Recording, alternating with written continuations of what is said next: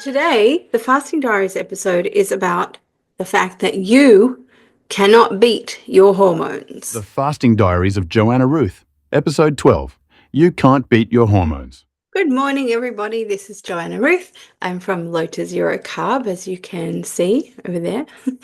And today we're doing another Fasting Diaries episode.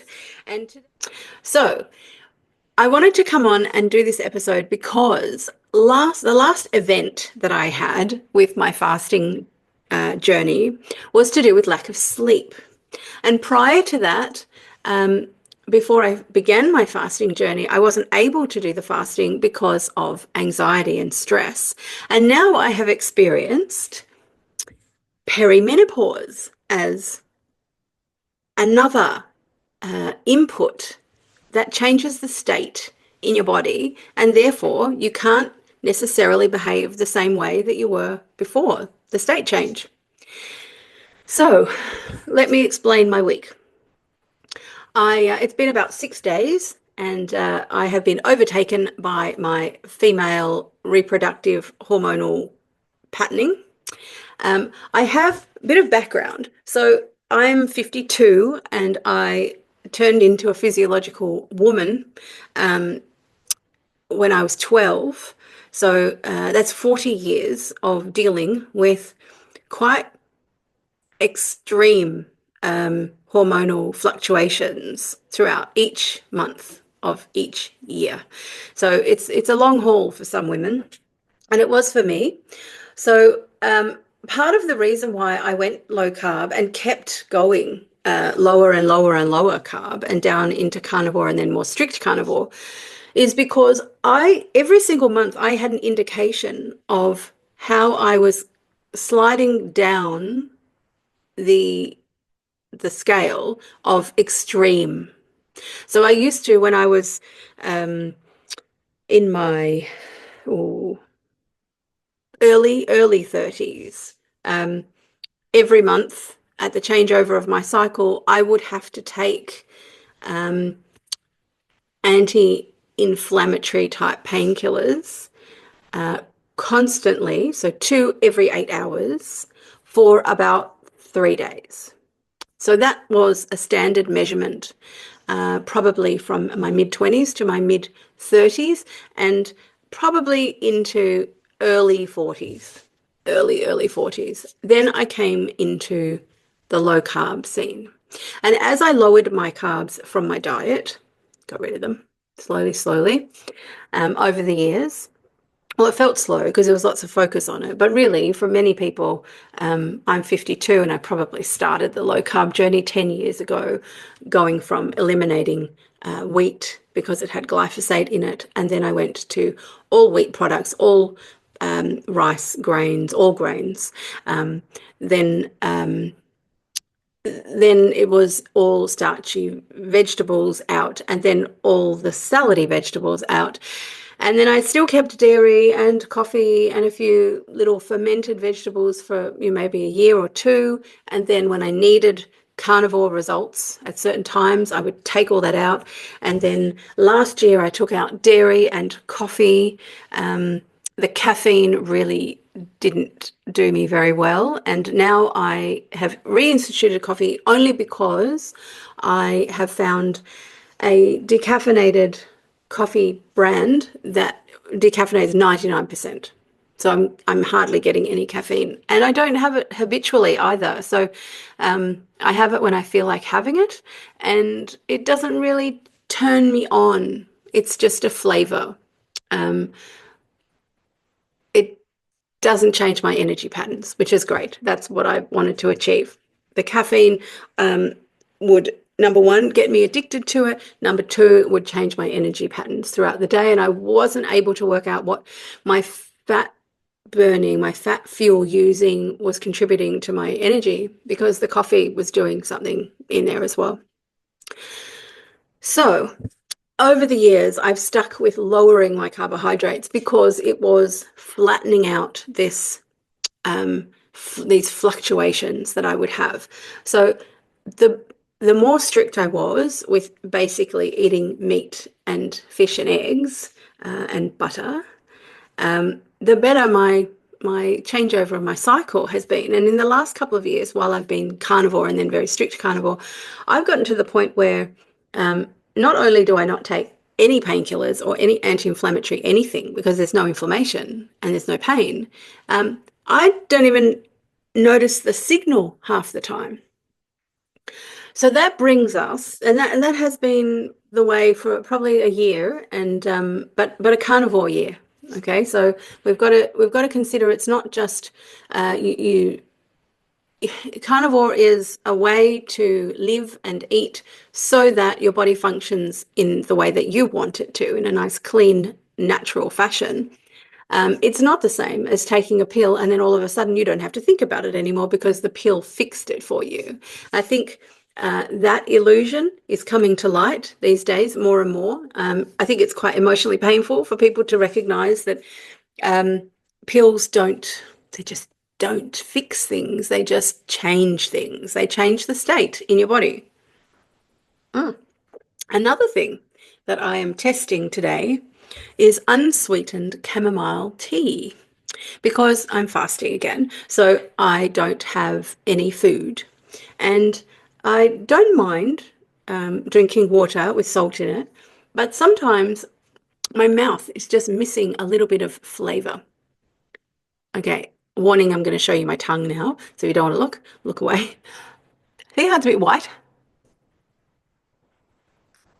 Well, I haven't eaten for several days, so it's not like I've done anything in there. So sometimes I just need a little bit of a change in my mouth to help sustain things. Now, previously, a couple of years ago, when I was allowing a bit of fermented this and that, I also would try sometimes a bit of herbal tea, and I couldn't. I'd get reflux from it. So now I'm trying it again because I know that all the fasting that I'm doing is not just to drop weight on the scale, which it is, but it is not just that. It is to enable me to have a wider selection of clean food to choose from. No, I don't want to eat fiber. No, I don't want to eat tons of sugar. No, I don't want to eat out all the time. I want to eat clean food, but I want to have a greater selection. And that's my choice. And I will always remain somewhere on that low carb spectrum. And I will always eat for my health. And I will always eat for how I want my body to behave. So if I want the clarity of mind, I know that I have to fast, or I have to do fasting mimicking diet. And I also want to know how much more robust is my body from all this fasting. And so occasionally I do a little testing. Now, back to the topic of today. You cannot beat your hormones. So the reason why I couldn't fast in the first place was because of a story saying to me constantly, it was imprinted when I was 12 and a half, 13, that life is really, really hard. And it's rough. You have to do all the thinking for everybody else. You have to leave yourself last. You know, it's just, you have to pace yourself. It's going to be hard and heavy and lots of challenges and struggles. So that story was influencing my entire hormonal system via my nervous system. So your nervous system is going to rule your entire body. It's going to instruct your brain. Your nervous system is going to instruct your brain of what to instruct your endocrine system, your hormonal production system. How, this is the outside environment and this is how we have to respond to it. So I was responding to, warning, warning, warning, warning, warning. Life is terrible. Got to, be on the ball all the time. Hypervigilance, basically, was the result. I couldn't fast because I was always producing adrenaline and then cortisol. Blood sugar was in there. Insulin was a little high. So this is from 12 and a half years old. So this is lifelong chronic abuse of my body because of a story. So that's one way that your body changes state. The recent occurrence that I was doing some research for my coaching work, doing a online personal professional for me, development seminar. It was 3 nights through the night. I can't sleep during the day because of the light. So I didn't get any sleep. So 3 nights of basically no sleep. I became insulin resistant increasingly over those 3 days. I put on the scale, I think I put on 4 solid kilograms, which is a little bit of fat and a lot of inflammation. I could feel the puffiness in my body. So that was an experience of lack of sleep, creating a different chemical state in my body. And I kept everything else the same. I still use my far infrared sauna. I have a relax sauna, which is healing beyond understanding at this point, far beyond any other infrared technology. I still walked my dog every day. I still ate carnivore, etc., etc. But the insulin resistance was such a strong influence that the selection of food that I made, even though it was carnivore, it was on like the cheap end of carnivore. So the cheaper the food, I don't know if you've noticed this, but the cheaper the food, the less good it is for you. So if I choose to buy seafood from the supermarkets, I choose to buy not grass-fed beef from the supermarket, or pork or chicken, etc., anything that's commercially raised, they are going to be fed low-grade food. It's much faster to get an animal to grow to the level that you want it to if you feed it growth foods. And growth foods provoke insulin because insulin helps you grow. So basically, the more money you spend on food, the better the quality. Not just the quality for your mouth, taste quality. I mean health quality. So the fish that I can buy that is cheaper and more available at our supermarkets in Australia has a much higher omega-6 ratio. Much. The beef that I buy is the nicest tasting beef from all of the supermarkets that I found, but it's still sweeter. It's sweeter and it's softer than grass-fed beef that I buy from Walkie Farm that gets delivered to me. So the ocean caught seafood that I buy from Butcher Crowd is it's much firmer texture. It doesn't have as much fat, like obvious fats in it. The same with the beef. So it is to do with what they're feeding the animals, what your food is eating, what my food is eating.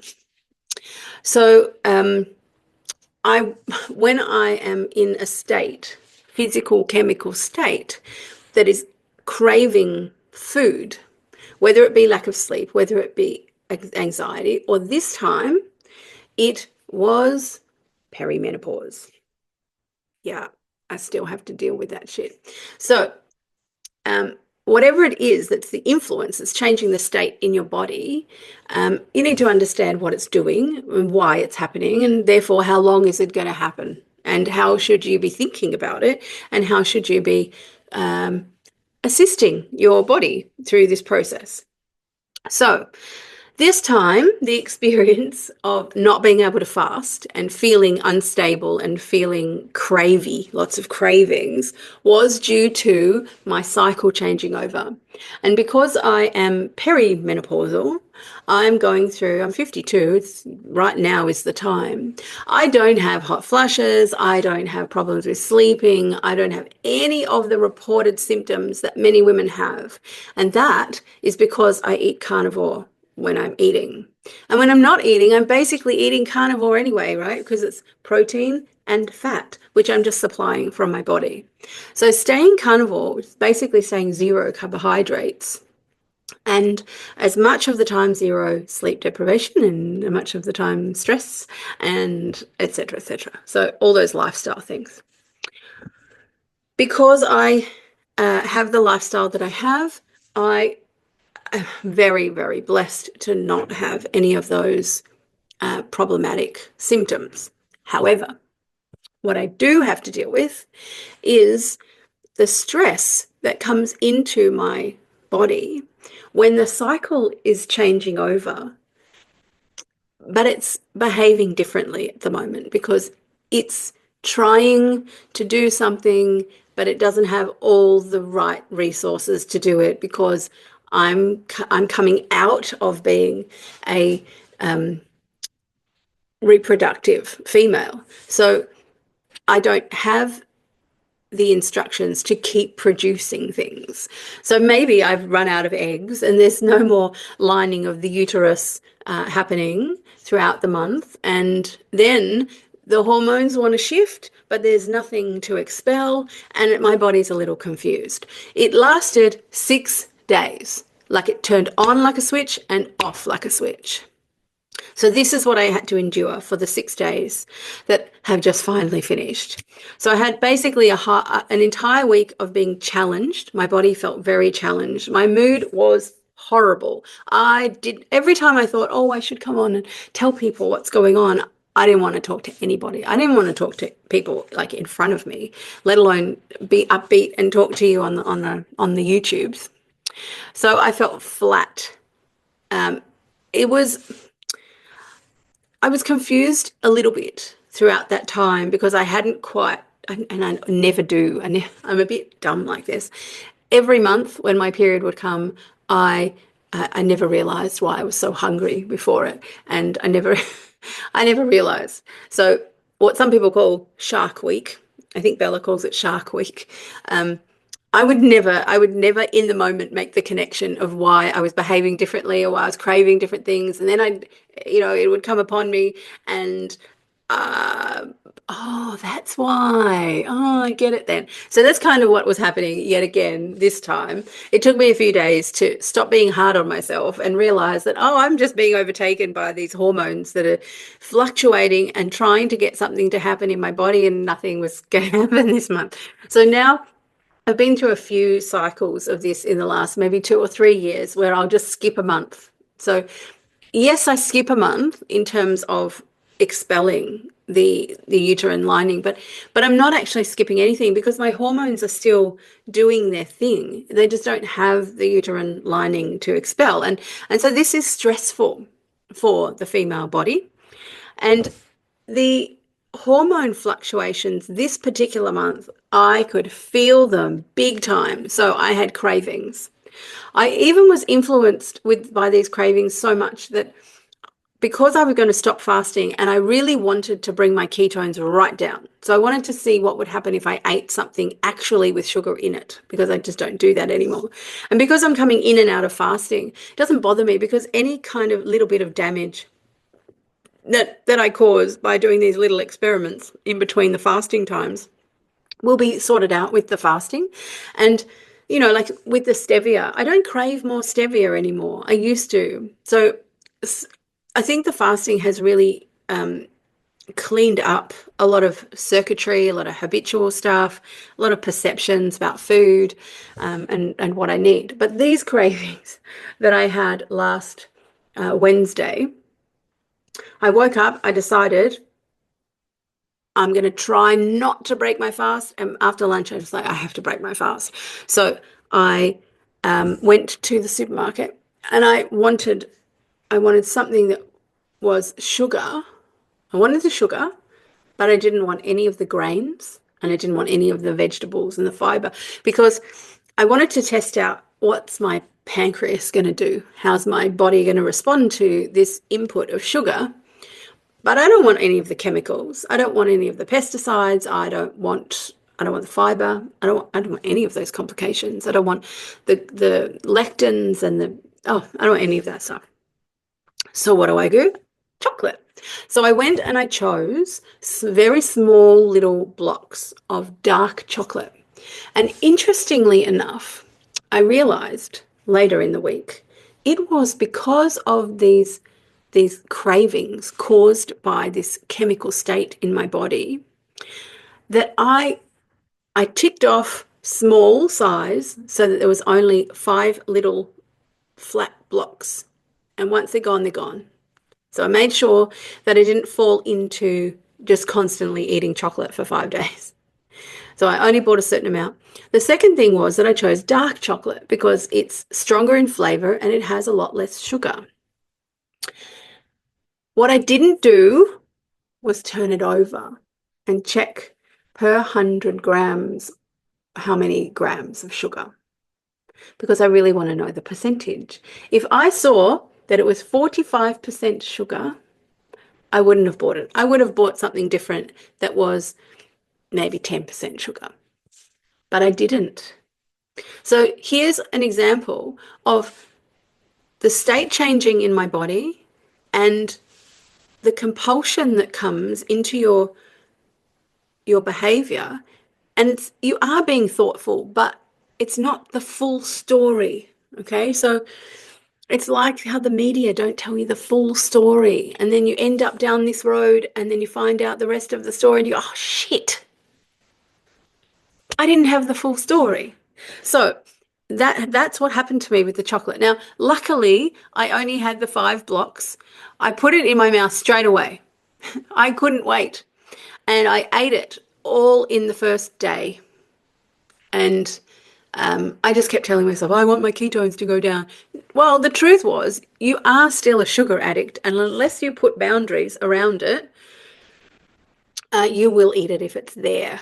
Yeah, so I learned that about myself. So I can note down in my little diary that if I ever do want to indulge in carbohydrate laden foods for whatever reason, there has to be a limit to it.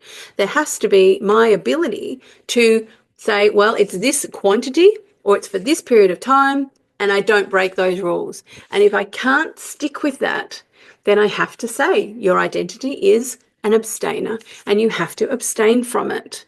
If you can't stop yourself in the decided amount of time, then you shouldn't be having it at all until you can get yourself to parent yourself in that way.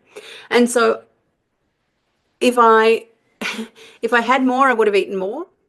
If it had more sugar, I wouldn't have cared. I would have just eaten it all. Do you want to have a look what happened to my blood sugar? Because I found in the cupboard, I found the blood glucose monitor. Let me just open this up. So just started to measure. So I measured it over here. I don't know why I put it over in this column. Let's just have a look down here, because this is the green is where I'm eating. So on the April the 2nd, I ate the second half of the day. So the readings are truly from the situation of the day before. So the readings are that my ketones, the highest they went that day was 2.8. And I guarantee you that was before the chocolate. And I weighed in at 99.1, which is woohoo. I got under 100. I didn't stay there for very long because I started eating. And my blood sugar, abbreviated as BS, was 4.8. That's really, really nice. And the day before was 4.6. And the day before was 4.4, 4.5. So it sits around that space. But you can see that it was going up a little bit each day. That's the morning reading. And then after eating on April the 2nd, the morning of April the 3rd, my blood sugar was much higher, 5.2. And then you can have a look on April the 6th, which is the first morning after, like, I finished eating on April the 5th. I woke up in the morning, April the 6th. So really, April the 6th readings of those morning readings are the aftermath of the 4 days of eating, hormonally driven eating. And so just the same as if you eat a low carb diet and then your cycle is coming to the changing time and you're hormonally driven to eat more carbohydrates, it's the same as when I was fasting, I was being driven to eat just to eat. Okay, and to eat faster available energy, which is where the chocolate came in. So you can see how high my blood sugar levels were, and they're still taking time to come down as well. So a little bit, just a little bit of the sugar in whatever form you have it in is going to put your body into a chemical state that you don't want to be in. So just remember that your cycle can determine you to be in a particular chemical state, and then it can cause your behavior to be different. And then you also have to appreciate that the behavior, if it involves food, is also going to contribute to the alteration of your chemical state. So you can see here, I stopped April 4th, April 5th. I felt so terrible and bordering on, like hormonal depression, because when my hormones, this is a very familiar experience for me, because when the cycles shift, I've always had at least 1 or 2 days feeling really like unmotivated and negative, and I'm such an optimistic person and such a positive person all the time, that when it flips to being hormonally the opposite, I can really, really sense this is not me. It's something quite wrong. I don't like how it feels at all, and I can't wait for it to end. So you can see that my weight slowly crept up from being down at 99, basically, up to nearly 103. So again, 4 days of fasting, 4 kilos. And then we can have a look how I'm now coming out. And as you can see, there's a green day here. This is an event that I have to go to. So I'm going to have to mess up my little my pattern. But you can see that I went from approximately 103 down to 102 down to 100. No, 101. So tomorrow it should be down to 100, because I am using up half a kilo, approximately 1 pound of self every day, and I'm dropping out the inflammation and the waste from eating food, which has been sitting in my body. So the first 4 days, just like up here, when I came out of this one, I was 108, and then it took a while, but I was down to 102 within like a full week. So it eating takes its toll in terms of inflammation, and then also the food that you choose to eat is going to, well, it's good. The food that you choose to eat is going to have a different pace running through your digestive system, and your digestive system isn't used to holding a lot of food in it. So that's where a lot of the increase comes from. So here we are dropping, basically a kilo each day. Now that's only going to that's going to slow right down maybe tomorrow, and then it'll slow again because I will eat a little bit, and then it'll still be slow on April the 11th. But from the 12th, I should have a clear run, perhaps through to the 23rd. I've got a Carnivore Live event. I think it's on the 26th, so I'm going to eat for a couple of days before that. So hopefully I won't have to move into eating from the 11th through to the 23rd, but if I need to, I will. I mean, it's a long game for me. I'm not too bothered about how long this takes. I keep telling everybody, because the story is different. My general state in my body is different. Therefore, my physiological state is going to keep trying to return to that different state. It's almost as if before I was 12, I had this natural state in my body because I didn't have this intrusive or oppressive story. And then the oppressive story started to be embedded, and even though the context changed, the story stayed. And it's only through consciously finding that story and connecting it to reality of today and realizing that it is the influence that you don't want anymore, and you just find the truth and apply the truth like it's a medicine, and the story can change. If that's your intention, the story can change, and then the state can change, and then your body can change. And many people who go carnivore get enough clarity from taking out this spiking blood sugar and eating all the time. They get enough mental clarity that they can actually realize, they challenge themselves enough with their willpower to change the foods that they're eating. And then much of their stories come to light, and they make those connections, and okay, well, I don't think that's true. I don't really believe that anymore. And they shift a story, and they may not be really conscious that they're shifting a story, but they are. And the people who have trouble sustaining a carnivore diet, even though they know consciously that this is the best thing for them, it's because they have a story. And it's just about making those connections with the stories and then bringing the truth to it, like a salve of truth.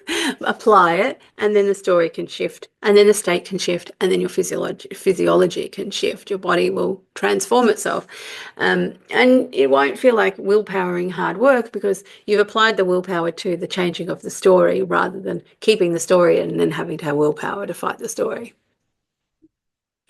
Not very efficient at all.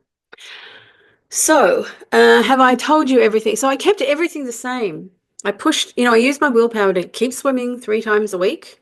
I've also upgraded. I don't know if you can tell, my shoulders are really sore today. 3 times a week, and I've now bought these webbed gloves. So they're made from neoprene. I think they're made for surfers, to be honest. So when you're surfing and you've got to paddle out, you have to use your shoulders all the time. That's why surfers have really great shoulders and arms and backs and chests. Can you tell I'm an upper body gal? So it's a neoprene glove that basically it has these sewn finger holes, but the fabric is in between. So when you're swimming, you basically have your whole hand as like a paddle, and they're very comfortable because you can actually grab things, much more comfortable than the plastic paddles. So I've been wearing those, and I think I've done 2 training sessions with those on. And this morning, I can really feel that my whole entire chest, arms, all through my shoulders are really, really, well, they're not sore unless I move them, then they're a little bit sore. They are going to get stronger each time I do it, and then the next day they're a bit sore, and then the next day they get stronger. So I've upgraded that activity. I still walk my dog every day, and I go out in the afternoon with him, take him for a little wee walk. And I only stepped out of the carnivore space of eating, and I added in the chocolate to see what would happen. And it's safe to say I didn't get any of the old pre-fasting kind of, I don't know, when I would eat any carbohydrates before, because my pancreas wouldn't be primed, like at all, because I wouldn't eat any sugars at all. And then I would eat something like bread or, a fair amount, and I would have like a little bit of a head spinny moment while my pancreas was getting itself organized. That didn't happen. Didn't happen at all. So that's good, because it gives me a bigger range to work in. I don't mind the food that I eat. In fact, I really like the food that I eat, but it's like saying, I really like the house that I live in. And then someone says, great, because you can't go outside. It's like, well, hang on, I really like my house, but I don't want to be restricted in the house all the time. Sometimes I want to go outside. It's nice out there too, sometimes. So it's a bit like that. I've had many, many years of using carnivore and low carb and then carnivore to change the physical state in my body so that my body would behave well. It really did stop me from becoming the size of a house, but it doesn't have to be like a religion. We all have to create our lives, how we're going to create our lives, and different situations call for different actions. So all the fasting that I'm doing is hopefully bringing me closer to having a little bit more variability in my life. So for sure, when I brought in that sugar, my ketones dropped right down, and my blood sugars stayed okay, but higher than what I would like. I don't mind my blood sugars being around 5. I really like them when they're down in the 4s. 4.5 is nice. I think 4.5 is probably really, really optimum to keep it there. And I'm sure it will come back down into that. But it is really interesting to notice how much more blood sugar there is just from, well, generally eating and then eating some carbohydrates. Okay, I think that's it. I'm today working in the studio. I'll show you. I have my very, oh, I don't know if I can show you. This is my microphone ball. My microphone. It's really hard because I've got this background thing. There you go. So you can see my microphone. So I'm recording. Oh, see if I can get this out for you. I have just put together a magazine. It's called Dragon Tales. Oh, it's very difficult. There we go. Dragon Tales. And I'll kind of show you inside. There's 23 stories about how dragons work. And there's instructions in the back of how to create your own dragon story. And in the front, we have the introduction, and then we have a meditation as well. So I am now recording this entire book, which is formatted as a magazine. So it feels a little bit less like a textbook. And I'm recording them so that they're also audio files. And all of that will eventually be available online. So you can, we have the Etsy shop, which has the print materials. You can also buy everything as an e-book. There's always that option. I don't necessarily need you to print it. You might want to print it at home, which is a lot cheaper. You may not want the formal printing, or you might. So both options will always be available, and the audio will be available via my Bandcamp account, and there are links on my shop page of my website, this one, JoannaRuth.Online. And of course, everything is down in the box below if you need to look at it, and you can always send me a message if you're confused and you don't know where to get anything. So feel free to come and join. Oh, golly, that way. Low to Zero Carb on Facebook. Everything gets announced through there as well. And thanks for watching. This is a bit of a long one. I might have to speed up my talking so that it goes a little bit faster. And I've got some more fasting information videos coming up shortly. I've just had to have that week off where I just, couldn't do a lot. And also, see how I've got this going on? This is all hormonal. So any breakouts through your chin area and around here, like the beardy area, that's all hormonal. And I have skin breaks all through my abdomen on the left side, except this is on the right side, but it's all on my left side, which is a really strange occurrence, but that's where it is. So I will see you again soon. Thanks for watching. Enjoy your journey. Live life well. Be happy, change story, change your life. Bye. Here's a playlist for the entire series. Please like and subscribe. It helps more than you know. See you in the next video.